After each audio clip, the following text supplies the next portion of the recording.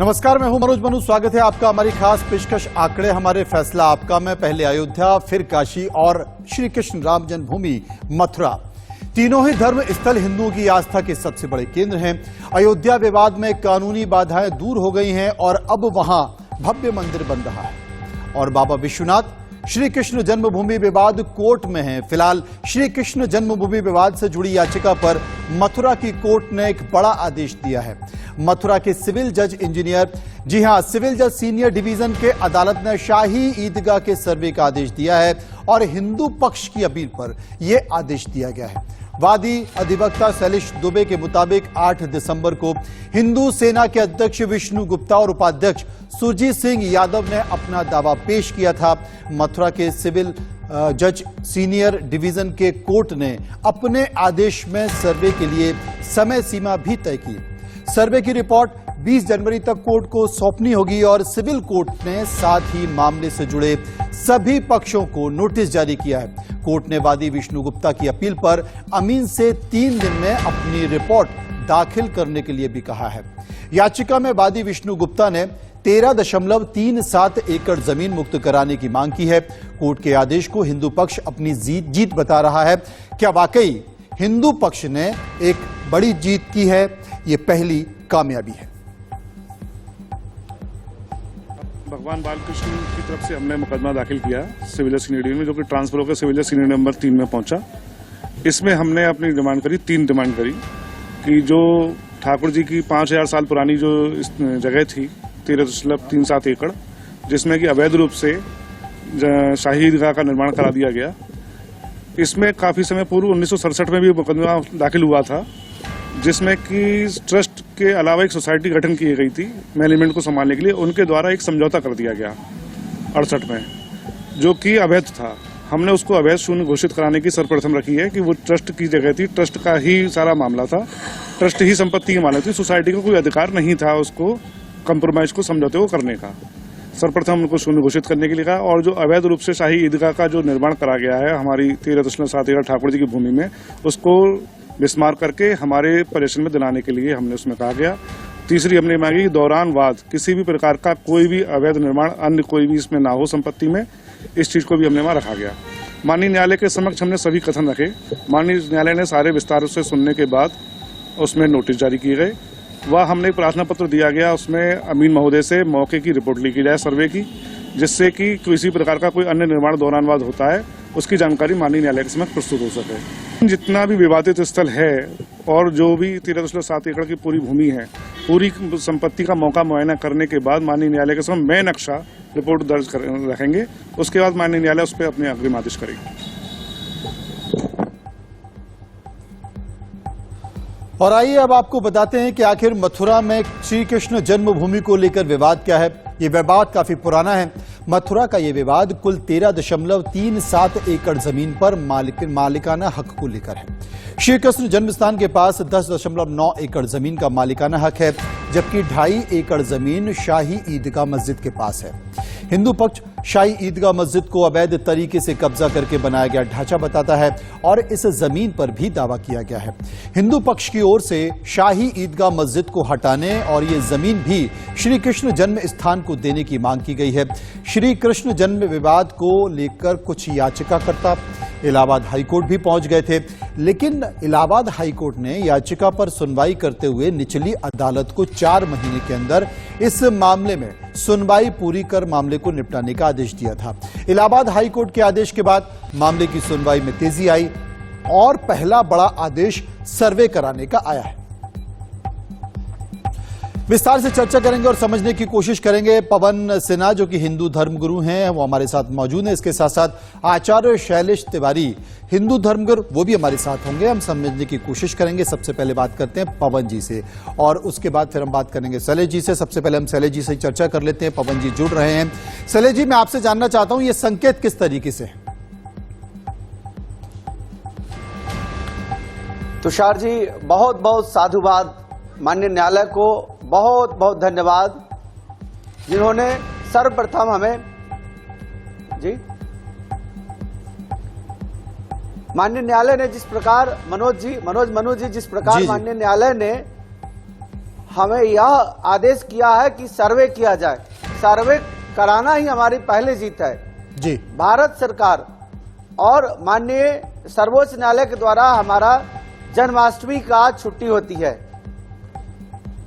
कृष्ण जन्मभूमि के बारे में पूरी दुनिया को पता है। जी, जब कृष्ण जन्मभूमि हमारा मथुरा में है और जिस स्थान पर मंदिर है वह हमारे मथुरा में है, इसके बाद भी विवाद होना यह अपने आप में दुखदाई है। औरंगजेब भारत में आता है और सबसे पहले हमारे मंदिरों को तोड़ता है, हमारे बाबा विश्वनाथ जी का मंदिर को तोड़ता है, हमारे और भी मंदिरों को तोड़ता है, उसमें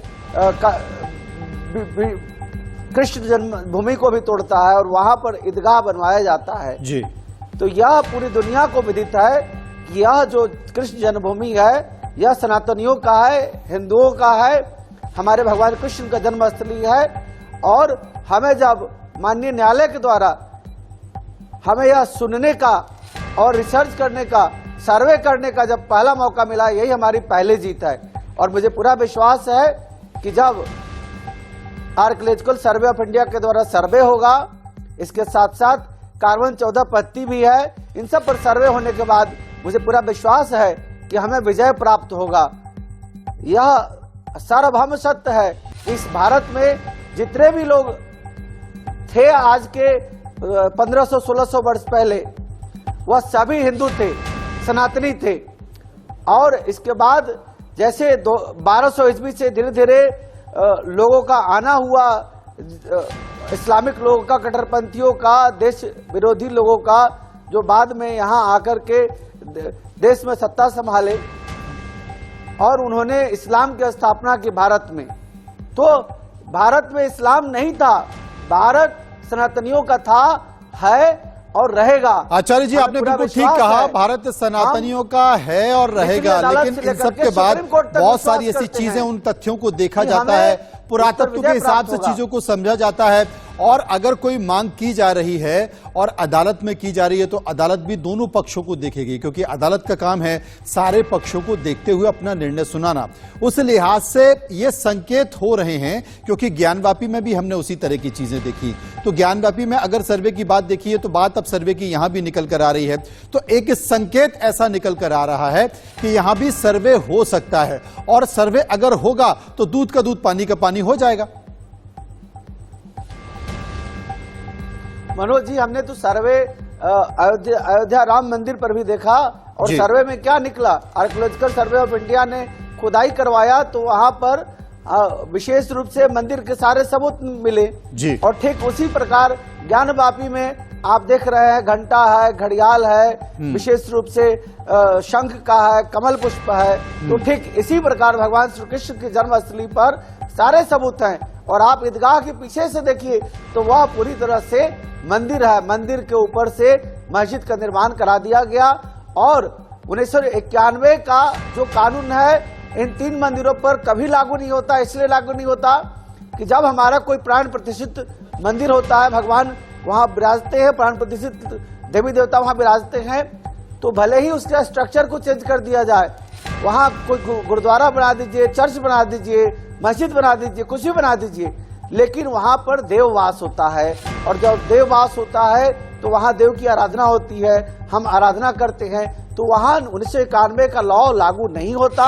इस आधार पर एक बार फिर से हम 1991 के लॉ को विरोध करते हैं, और सर्वे में पूरी तरह से दूध का दूध और पानी का पानी पता चल जाएगा। इसके अलावा आज बहुत सारे साइंटिफिक सर्वे भी हैं, कार्बन 14 पत्ती, कार्बन डेटिंग है, उससे भी पता चल जाता है। हमारा जो वैदिक इतिहास है वह लाखों वर्ष पुराना है। भले ही चार्ल्स डार्विन ने कार्बन 14 पत्ती के आधार पर 5000 वर्ष पुराना बताया, होमो सेपियंस को 5000 वर्ष पुराना बताए। इसका मतलब यह नहीं है कि हमारे देवी देवता भगवान श्री कृष्ण की जन्मस्थली नहीं थी, हमारा भगवान श्री कृष्ण की जन्मस्थली। जी, आचार्य जी रहे हमारे साथ। बिल्कुल, आप जो तमाम पक्षों की बात कर रहे हैं, आप तमाम तथ्यों की बात कर रहे हैं, उन्हीं तथ्यों को मद्देनजर रखते हुए अदालत आगे भी बढ़ रही है। और आपने कहा कि जब सारी चीजें सामने आ जाएंगी तो दूध का दूध, पानी का पानी हो भी जाएगा। असल में हम आपको ये बता दें कि मथुरा से पहले वाराणसी के श्रृंगार गौरी ज्ञानव्यापी मामले में अदालत के आदेश पर विवादित स्थल का सर्वे हुआ था और 17 अगस्त 2021 को 5 महिलाओं ने श्रृंगार गौरी में पूजन और विग्रह की सुरक्षा को लेकर याचिका डाली थी। इस पर वहां उस समय तैनात सिविल जज सीनियर डिवीजन रवि कुमार दिवाकर ने कोर्ट कमिश्नर नियुक्त कर ज्ञानव्यापी का सर्वेक्षण कराने का आदेश दिया था। कोर्ट के आदेश पर मई में सर्वे हुआ था और सर्वे में कई तथ्य ऐसे सामने आए थे जिससे मंदिर होने का दावा पुख्ता हुआ। रिपोर्ट कोर्ट में जमा करा दी गई है। तो हमारे साथ धर्मगुरु मौजूद हैं। हम आचार्य शैलेश तिवारी जी से बात कर रहे थे, हमारे साथ पवन सिन्हा जी भी जुड़ गए हैं। पवन सिन्हा साहब, एक संकेत निकल कर आया है खासकर श्री कृष्ण जन्मभूमि को लेकर, इससे पहले ज्ञानव्यापी को लेकर भी संकेत निकल कर आया है। जो असमंजस ज्ञानव्यापी को लेकर था वो काफी हद तक असमंजस दूर हुआ है और वहां पर सर्वे में तमाम सारे तथ्य निकल कर आए। यहां पर भी सर्वे का संकेत है, माना जाए कि कुछ ऐसी ही स्थिति निकल कर आएगी और जो धुंध है वो छट जाएगी। जी बिल्कुल। कुल मिलाके ये देखा जाए तो जो 1968 में जो एक समझौता कर लिया था, जो पक्ष ऑथोराइज भी नहीं थे उन्होंने एक समझौता कर लिया था, तो ये जो सर्वे होगा कम से कम एक तो ये समझ में आएगा कि वो समझौता बिल्कुल गलत था और अवैध था। दूसरी चीज ये समझ में आएगा कि अंदर वहां क्या हो रहा है। तीसरी चीज ये समझ में आएगा किसके पास कितनी जमीन है और उस जमीन के कागज क्या है, उस जमीन का रेवेन्यू सिस्टम क्या रहा है अभी तक।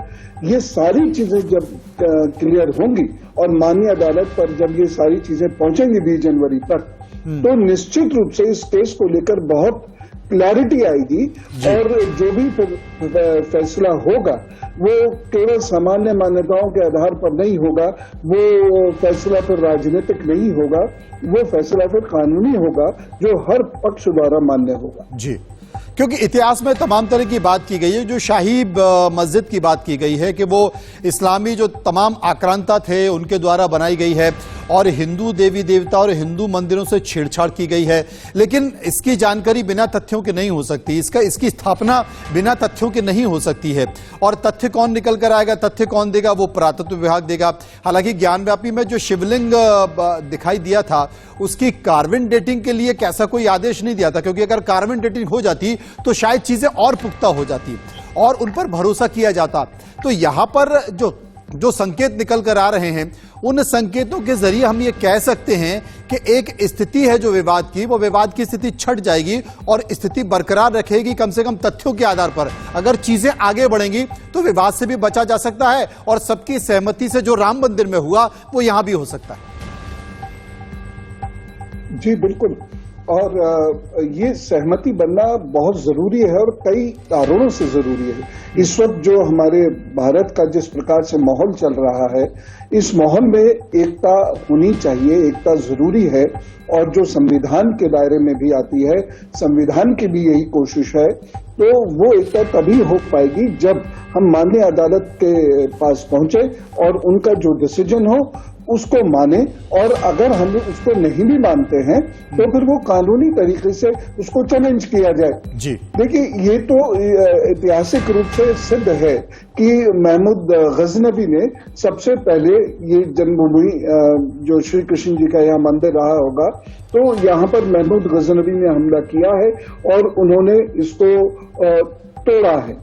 और इसमें वासुदेव शरण अग्रवाल जी की एक किताब भी है जहां पर उन्होंने इसके बारे में इसके संदर्भ सहित व्याख्या की है।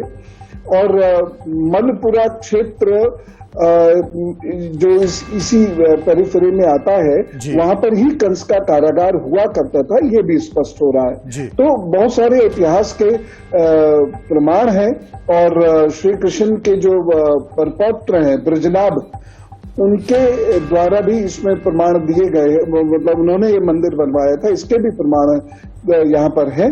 तो बहुत सारे प्रमाण हैं। हम लोग बड़े शांतिपूर्वक माननीय अदालत की शरण में जाएं तो अवश्य ही हमको न्याय मिलेगा। और औरंगजेब ने तो जितना बात की है इसका, वो सब उनके इतिहास में दर्ज ही है। तो ऐसी कोई समस्या की बात नहीं है।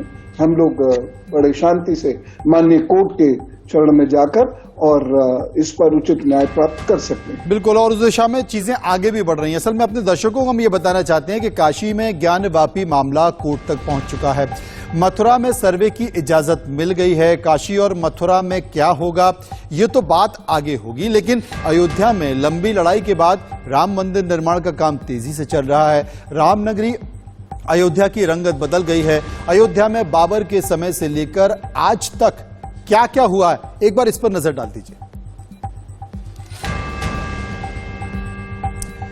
तो तमाम तथ्यों के आधार पर मैं आपको बताता हूं कि अयोध्या में अब तक क्या क्या हो चुका है। ये 1528 में बाबर ने मस्जिद का निर्माण कराया था, जो बातें इतिहास में हैं, और 1859 में अंग्रेज प्रशासन ने विवादित जगह के आसपास बाड़ लगा दी थी।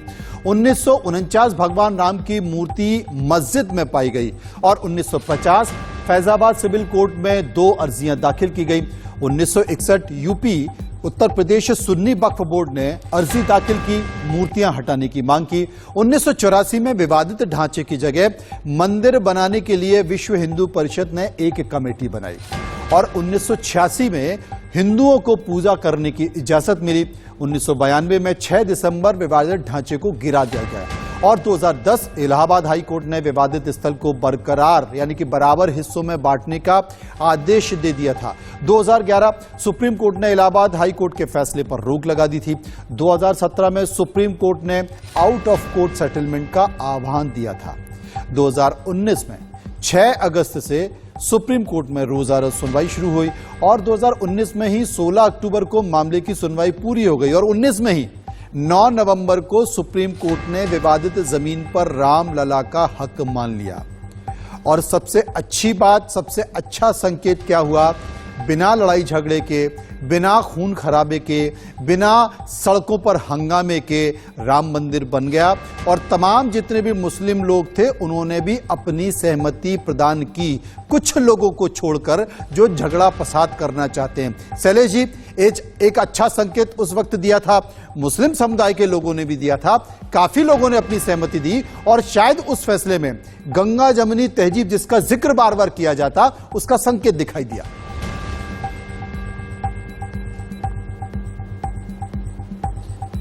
देखिए मनोज जी, गंगा मैया भी हमारी हैं और जमुना मैया भी हमारी हैं जी।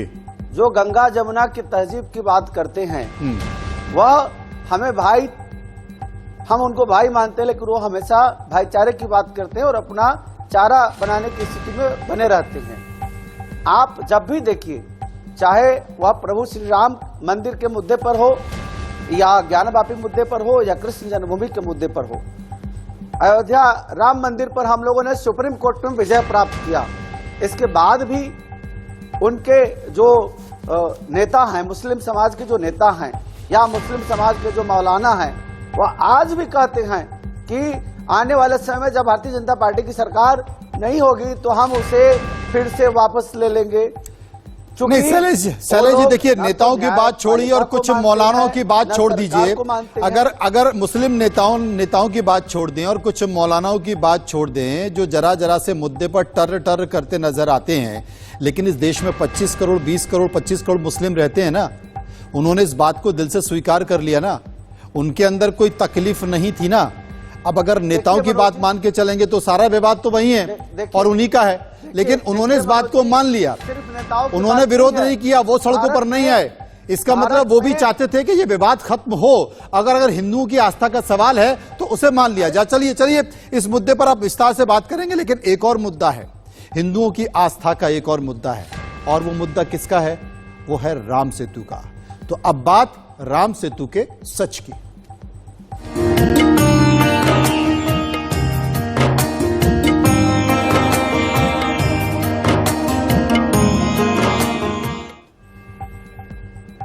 जी हाँ, तो बात करते हैं जी राम सेतु की आस्था की। राम सेतु को लेकर देश में लगातार बहस जारी है और हिंदू पक्ष इसे हिंदुओं की आस्था से जोड़ता आया है, लेकिन कांग्रेस इस पर अलग तरह की सियासत कर रही है।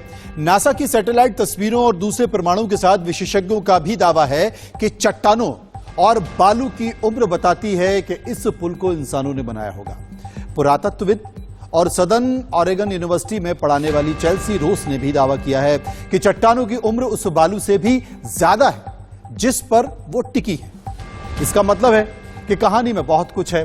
भारत में रामेश्वरम के पास पंबन द्वीप से लेकर उत्तरी श्रीलंका के मन्नार द्वीप तक समुद्र में छिछले पानी वाला पथरीला इलाका 2005 से विवादों में है। उस वक्त की यूपीए सरकार ने सेतु समुद्रम के नाम से जहाज रानी नहर परियोजना का ऐलान किया था, लेकिन इसके लिए समुद्र के उस इलाके में खुदाई होनी थी और इससे राम सेतु को नुकसान होता। जल्द ही इसका विरोध होने लगा। पर्यावरणविद समुद्र के इकोसिस्टम के नुकसान का अंदेशा जताने लगे और वहीं कई हिंदू संगठन भी चाहते थे कि राम सेतु को राष्ट्रीय स्मारक घोषित किया जाए, क्योंकि यह श्रद्धा से जुड़ा विषय है। अब संसद में राम सेतु पर सरकार का कहना है कि इसे लेकर हमारी कुछ सीमाएं हैं, क्योंकि ये करीब 18,000 साल पहले का इतिहास है। जिस ब्रिज की बात हो रही है वो करीब 56 किलोमीटर लंबा है। स्पेस टेक्नोलॉजी के जरिए हमने पता लगाया है कि समुद्र में पत्थरों के कुछ टुकड़े पाए गए हैं। समुद्र में कुछ आइलैंड और चूना पत्थर जैसी चीजें दिखी हैं। हालांकि कुछ संकेत ऐसे भी हैं जिनसे ये पता चलता है कि स्ट्रक्चर वहां पर मौजूद हो सकता है। मंत्री ने कहा कि सरकार लगातार प्राचीन द्वारका शहर और ऐसे मामलों की जांच के लिए काम कर रही है।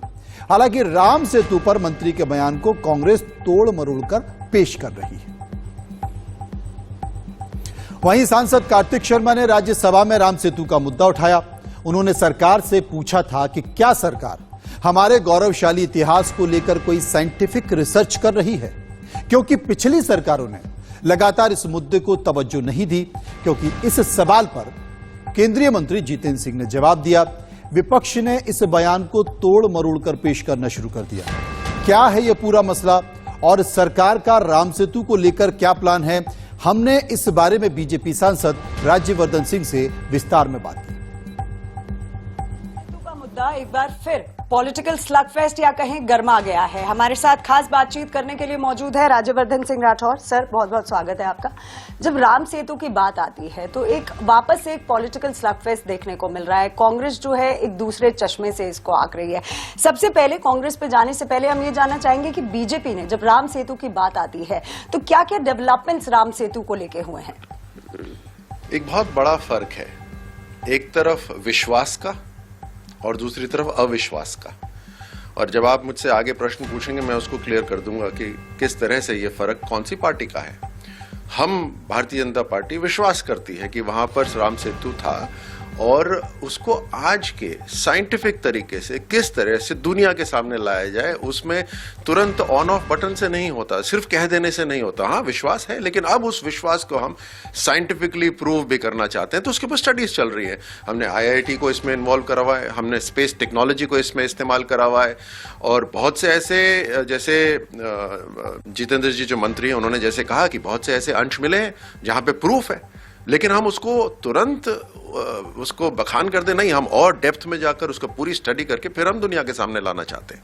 सर, जिस तरीके से आज देखने को मिला या कहीं पार्लियामेंट में देखने को मिला, कार्तिकेय जी, MP कार्तिकेय जी ने एक सवाल किया, जितेंद्र जी ने साफ तौर से बोला कि थोड़ा लिमिटेशंस है, लेकिन हमें कुछ अंश मिले हैं, कुछ पीसेज उसके मिले हैं, हालांकि टाइम लग सकता है इसमें। लेकिन जब कांग्रेस की बात आती है तो साफ नकार गई। ट्विटर हैंडल पे चाहे आप जाके देख लें तो साफ बातें हो रही हैं कि जरा बीजेपी को सुनिए, वहां पे कोई अंश नहीं मिला है राम सेतु का, ये कांग्रेस पार्टी का कहना है। तो कहीं ना कहीं एक दूसरे चश्मे से आंक रही है, या मिन्स ऑफ वर्ड कहे तो कांग्रेस पार्टी साफ तौर से लग रहा है कर रही है। देखिए, सबसे पहले तो ये प्रश्न बहुत शानदार थे और मैं कार्तिकेय जी को धन्यवाद देता हूं कि उन्होंने प्रश्न निकाला और जवाब भी अपने में संपूर्ण था। अब क्या होता है कि जिस पार्टी को विश्वास ही नहीं है, जो रखना ही नहीं चाहती और जिसके पांव के नीचे से जमीन खिसकती जा रही है, वो बौखला रही है कि ये राम मंदिर के नारे तो देते थे, नारे तो हम भूख के भी देते थे, लेकिन राम मंदिर इन्होंने बना दिया। इन्होंने आज गांव-गांव तक मुफ्त राशन भी पहुंचा दिया। तो ये जो भूख का नारा देते थे, हम किसी को भूखा नहीं रहने देंगे, हम पॉवर्टी को खत्म कर देंगे, ये भारतीय जनता पार्टी, मोदी सरकार तो अब राशन भी पहुंचा रही है नीचे तक। तो इस बौखलाहट के अंदर ये, क्योंकि समय लगता है कुछ चीजों को प्रूव करने में, तो ये देख रहे हैं कि देखो इन्होंने आज रात तक नहीं कर दिया, ये तो मानते ही नहीं थे कांग्रेस वाले।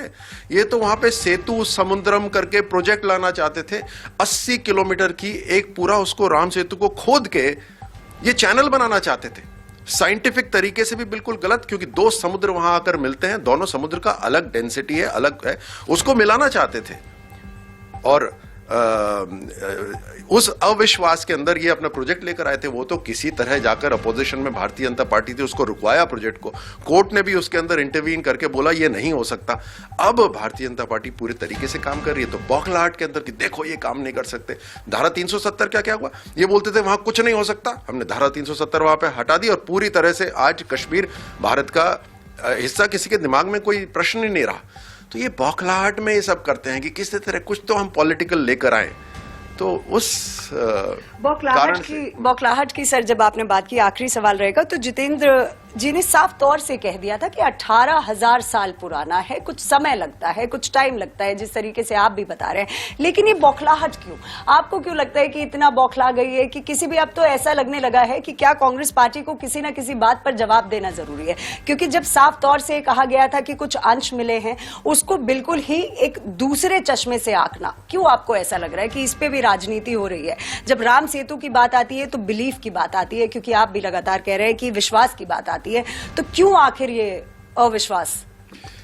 किसी भी पार्टी को आगे बढ़ने के लिए एक विचारधारा होनी जरूरी है। जब विचारधारा बदलते बदलते ऐसी विचारधारा हो जाए कि हमें सिर्फ विरोध करना है, अब विरोध की विचारधारा, ठीक है, किसी व्यक्ति का विरोध कर सकते हैं, किसी स्कीम का विरोध कर सकते हैं, लेकिन नहीं, हमें बढ़ते राष्ट्र का विरोध करना है। एक तरह से ये अब वैसे हो गया है। तब ऐसी विचारधारा के जो स्पोक्स पर्सन होंगे, उनकी तो आफत है आपके सब स्टूडियोज के अंदर। वहां पर वो जाकर जब राहुल गांधी बोलते हैं कि इस तरह की भाषा बोलते हैं कि भारत की सेना को पीटा जा रहा है, वहां पे भारतीय सैनिक को कैसा लगता है? और उस स्पोक्स पर्सन कांग्रेस वाले, उनको बौखलाहट हो जाती है, हम इसको डिफेंड कैसे करेंगे? राहुल गांधी तो कुछ भी बोल देते। तो ये इनकी जो विचारधारा, lack of vision, lack of an ideology, है ही नहीं कोई विचारधारा, तो उससे ये आगे कैसे बढ़ सकते हैं? तो ये थे राज्यवर्धन सिंह राठौर, जिनका साफ तौर से कहना था कि आइडियोलॉजी नहीं है, विचारधारा नहीं है, विश्वास नहीं है। भाजपा ने स्पेस एंड टेक्नोलॉजी के माध्यम से, आईआईटी के माध्यम से, राम सेतु के मामले में काफी चीजें यहां पर डेवलप की हैं, डेवलप करने की कोशिश कर रहे हैं, लेकिन जो हर चीज को करने में थोड़ा समय जरूर लगता है। वीडियो जर्नलिस्ट सुधीर के साथ महिमा कटारिया, इंडिया न्यूज। पवन सिन्हा जी इस वक्त हमारे साथ है। पवन सिन्हा जी, बिल्कुल ठीक कहा, क्योंकि यूपीए सरकार में शिपिंग हार्बर बनाए जाने था और तमाम सारे व्यवसायिक मुद्दों को लेकर उस समय चर्चा चल रही थी। लेकिन जब आस्था का सवाल आया, दबाव हुआ, विपक्ष में बीजेपी की सरकार थी और बीजेपी विपक्ष में था और बीजेपी के तमाम सांसदों ने लोकसभा राज्यसभा में इस बात का विरोध किया, तो यूपीए सरकार को भी झुकना पड़ा और जो एफिडेविट था उसे बदला गया। सुप्रीम कोर्ट में उस समय की तत्कालीन सरकार, यूपीए सरकार ने कहा कि हां, राम सेतु विद्यमान है, इस बात को स्वीकार किया गया। लेकिन आज जब फिर से ये बात निकल कर आ गई है और ये बताने की कोशिश किया गया, तोड़ मरोड़ा गया है कि साहब अस्तित्व पर बात ही नहीं कर रही है सरकार, लेकिन राम सेतु तो है, तथ्य बताते हैं, इतिहास बताता है, साइंटिफिक तरीके से अगर देखें तो उसके भी पुख्ता प्रमाण मिलते हैं। यह भी मिलता है कि जो शिलाएं खड़ी हैं, जो चट्टान वहां पर खड़ी हैं, उनके अंदर जो रेत है उसकी उम्र हजारों साल है। क्या कहें सिन्हा साहब? देखिए, ये जो राम सेतु का मुद्दा पुरानी सरकार में उभरा था और इसका बहुत जो पुरजोर विरोध हुआ था, तो उसके दो मुख्य कारण थे। एक कारण था आस्था, और ऐसी आस्था जिसको विज्ञान ने प्रमाणित किया था, और दूसरा उसके विरोध का कारण था अंतर्राष्ट्रीय षड्यंत्र। देखिए, ये जो है थोरियम का इलाका है, इसे समझना होगा हमें। थोरियम यूरेनियम 232 के लिए यूज होने वाला है, उसको प्यूरिफाई करके यूरेनियम 232 उससे बड़ी आसानी से बनाया जा सकता है जी। यहाँ पर थोरियम का विशालतम भंडार है। इंडियन ओशन में ये जो इलाका है, ये वैसे भी जो प्राकृतिक संपदा का अथाह यहाँ पर भंडार है, तो बहुत सारे देशों की निगाह इस क्षेत्र में लगी हुई है। वो यहाँ दो काम करना चाहते हैं, एक तो वो अपने शिप अंदर लाना चाहते हैं, और दूसरी जो चीज है वो ये नहीं चाहते कि भारत के पास कभी कोई परमाणु शक्ति उत्पन्न हो जो उसकी इंडिजीनियस हो, जो उसके अंदर की क्षमता हो। वो ये नहीं चाहते। हमारे यहाँ परमाणु शक्ति का जो उपयोग हो रहा है बड़े शांतिपूर्ण तरीकों के लिए, हमारे अभी भी रिसर्च चल रही है और वहां थोरियम बहुत इस्तेमाल हो सकता है। चीन की निगाह इस पर है और यूएसए की भी निगाह इसके ऊपर है। डायागो गार्सिया में जो यूएस का जो मेन पड़ाव होता है, तो वो पूरे इंडियन ओशन को कवर करना चाहता है और उधर इंडियन ओशन को साउथ चाइना चीन जो है साउथ चाइना ओशन कहने लगा है। तो ये पूरा एक अंतर्राष्ट्रीय षड्यंत्र है इस हिस्से में, जिससे यहाँ की जो थोरियम की प्राकृतिक संपदा है उसका इस्तेमाल वो लोग कर सके। दूसरी चीज आती है आस्था की। देखिए, ये आस्था विज्ञान आधारित है। भारत में कुछ भी ऐसा नहीं है जो विज्ञान सम्मत नहीं हो। हाँ, हम अपने मन से कुछ कुछ कहते वो एक अलग बात है, लेकिन जो शास्त्र कहता है, रामायण का युद्ध कांड पढ़ के देखिए, उसमें लकड़ी के प्रयोग तक के बारे में लिखा हुआ है कि वहां पर अशोक, आम, बांस, अशुकल, धावा, अर्जुन, सप्तपूर्ण, कणिका आदि वृक्षों के बड़े बड़े लट्ठे वहां पर प्रयुक्त हुए जो दूर से लाए गए थे। और उस वक्त जो समुद्र की लोकेशन है वो भी थोड़ी आगे तक थी। और इसके बारे में निगम साहब का मुझे एक वक्तव्य याद आता है, जो इंस्टीट्यूट ऑफ मेरिनोलॉजी गोवा के डायरेक्टर रहे हैं, और उन्होंने समुद्र की जो ऊंची नीची लहरों की काउंटिंग की है, जो वहां पर जो पूरा बहुत हजारों सालों की वो डिटेल स्टडी है, वो भी उसे प्रूव कर रही है। तो ये सारी चीजें जो हैं, ये हमारे पास बहुत क्लियर एविडेंसेस हैं कि यहां पर वो था और था, ये कह के हमें अपना झंडा गाड़ देना चाहिए। 200 नॉटिकल माइल्स के अंदर का ये क्षेत्र, हमारा वहां पर एक छत्र राज्य है। तो हमें कोई किसी की चिंता करने की जरूरत नहीं है, ना हमें किसी और की संस्कृति की कोई आवश्यकता है। ये राम सेतु है, यहाँ पर झंडा गाड़े भारत की सरकार और उसे पूरे ताकत के साथ डिक्लेयर करे कि ये राम सेतु है, ये राम सेतु था और ये हमारे राम जी का सेतु ही बिल्कुल सही कहा आपने। शैलेश जी, आपकी प्रतिक्रिया संक्षेप में। देखिए मनोज जी, रामचरितमानस है, रामायण है, अयोध्या नगरी है, लंका है, राम सेतु भी है, प्रभु श्री राम के द्वारा बनाया गया राम सेतु भी है। और साथ साथ जो हमारा 12 ज्योतिर्लिंगों में एक रामेश्वरम है, वहां से लंका के बीच यह राम सेतु है। यह राम सेतु सत्य है और भारत को इस पर पूरी तरह से दावा के साथ साथ उसको अपनाना चाहिए, भारत सरकार को। और मैं कार्तिकेय जी को बहुत साधुवाद करता हूं, धन्यवाद करता हूं जी। उन्होंने इस मुद्दे को उठाया, यह अपने आप में अनुकरणीय है।